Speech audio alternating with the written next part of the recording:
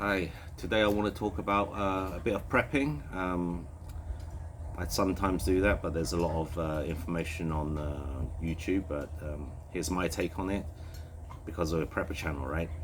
Anyway, so sad to hear about the news of the people in Hong Kong, the fire of the skyscrapers, and the reason why is because I'm from Hong Kong. I was born there and then moved to England.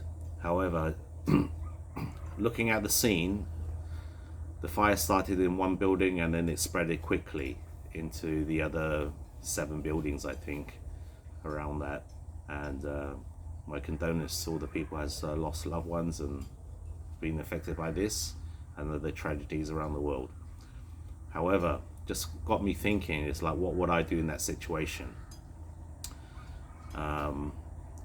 People had to escape and leave very quickly, and it's not a thing that we're prepared for, right, as a normal living every day today, because people go to work, they come home, they relax, they cook, they eat, they enjoy time with their family. So it's not something that you think about there's going to be a big fire. However, just my thoughts on this, the fire spread so quickly. But in the situation, what I would have done, if I heard the panic outside, I would have immediately evacuate the building. Yeah, don't listen to the government and people to say stay in your apartment and wait for rescue. That's maybe not going to come, or not enough firefighters are going to come to put out the fire. So the best thing to do in a situation like that is always find an exit point and leave. Okay, leave the building as quickly as possible, use the staircase. But if your building is not affected and the lift's still working, use the lift if it's still working. Yeah, because your building's not on fire yet, right? And then get all your family out, help the elderly out the building, help your neighbors out if you got time. But a lot of people didn't have time and they stayed in the building, and that's what filled their site. It's a bit like the Grenfell Tower that happened in, I think it's 2017 in London, and they were told to stay in their building and the whole tower burnt down in England, right? So use your common sense, your gut instincts, and that split second will change your life. Okay, that decision you make will change your life to get out of the situation. Okay, once you leave the building, you can go to the stand back and get as far away as possible. Yeah, don't linger around the building, and it might collapse. You might get hit by debris or something like that, right? Get well away so you can stand back and see what's happening and assess the situation. However, being a prepper, I always have a backup plan, that if I should need to evacuate a house, maybe there's a flood or a fire or something like that, I always have my go-to bag. Okay, this is what I call an EDC bag. It's an everyday carry bag, and I keep everything in close range to my proximity. Now with a bag like this, I put all my personal belongings in there, my passports. Okay, this is a max edition bag, but you can use any bag. You can use a carrier bag, right? If you ain't got a bag, so you don't need to buy any fancy gear. So here I carry my passport, my bank book, okay, all my personal items, right? I don't need to go into everything that you should need to carry, because every climate is different, or situations. You might get wildfires in your place, or you might get flooding, or like Bangkok, there's earthquakes, right? That never happened, for hundreds of years, and it just happened, right? So you never know what's going to come in life. You always have to carry your EDC bag. Make this your everyday carry. You carry it around this every day. When I go shopping, I carry this around. Okay, a bug out bag is bigger, but that's you have like water, food, clothes, everything like that. So you can make an extra bag to have, if you was in a situation like that where you had to leave quickly, you just grab 2 bags, your rucksack and this bag. Okay, I don't want to go to everything what you need to pack, but for EDC bag, this is sufficient every day. Okay, I've got a place to put water bottle here. Okay, and also I've got my tools here, my wallet, cash, carry cash, my glasses, mosquito spray because I'm in a tropical climate, right? And also I have pen. Okay, Victorinox pocket multi-tool knife. Okay, important thing, lighter. You might want to light a fire or something, but to keep you warm or something if you're in a situation like that, where I'm around here anyway. Okay, a marker pen if you have to make a sign telling people where you are. A lot of people don't have that because this stands out, right? Because you're not going to do with a pen. Also a little mini torch. If it's fire, can't see anything, I got a torch, right? Find my way out. Okay, but I always keep the battery disconnected because I don't want it to drain my light. When I want it, I just screw it down and it's got full battery. Okay, so you know, these are just some things I carry. And I have over here in this other pouch a med kit, bandages, paracetamol,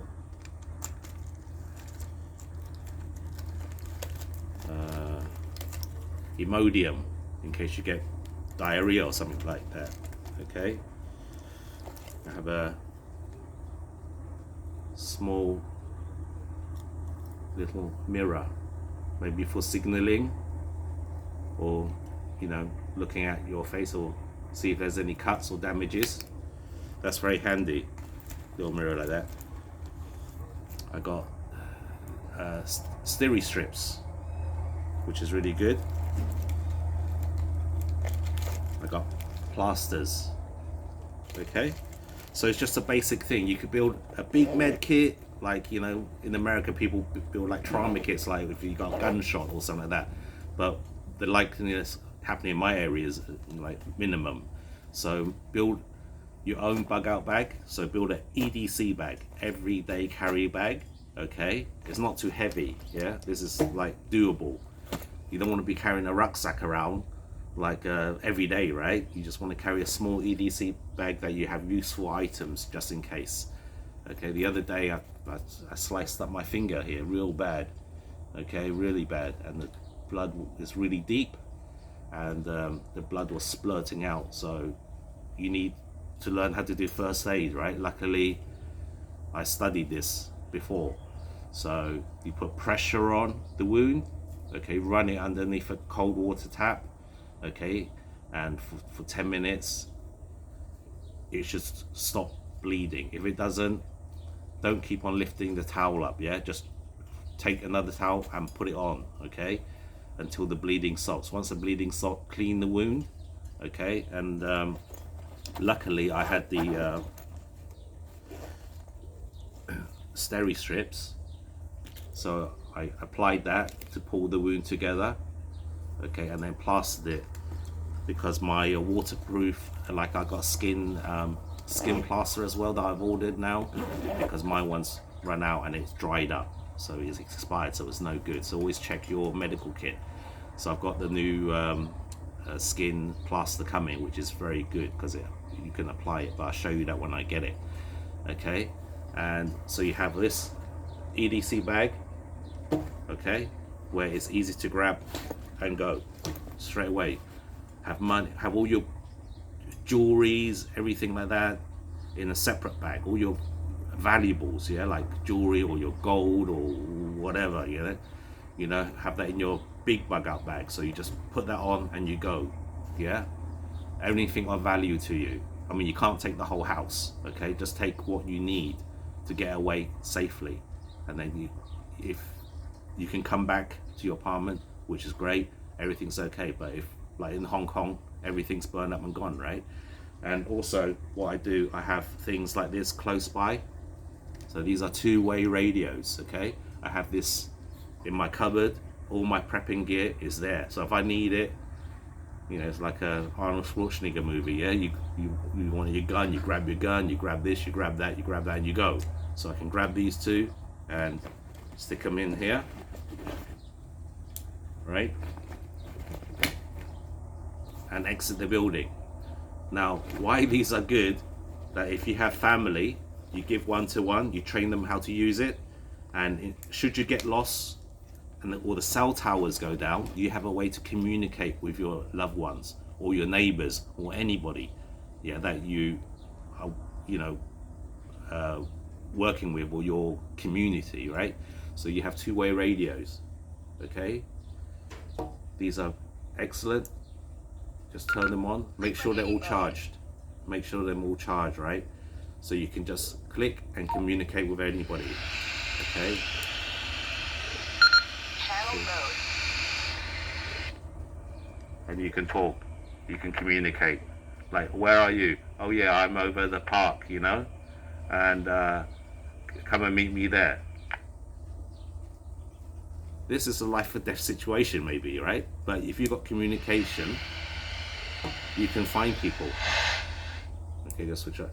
Like films like Greenland, yeah, by you know, like that's a good movie where he lost his wife and the kids and he couldn't find them. But he had this, he could, like, yeah, I'm over here, right?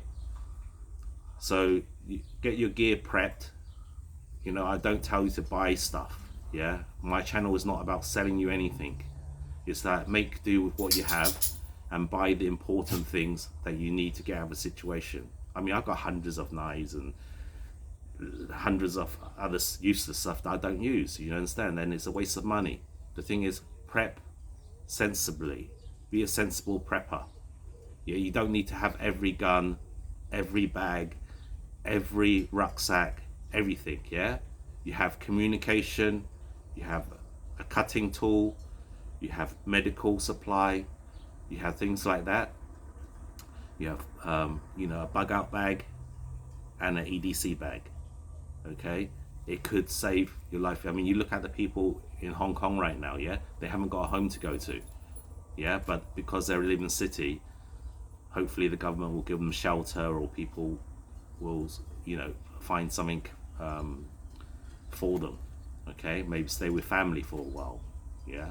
But to get out of a situation that maybe you only got 5 minutes to get out, or 10 minutes, I know I can do it if something happened here, yeah?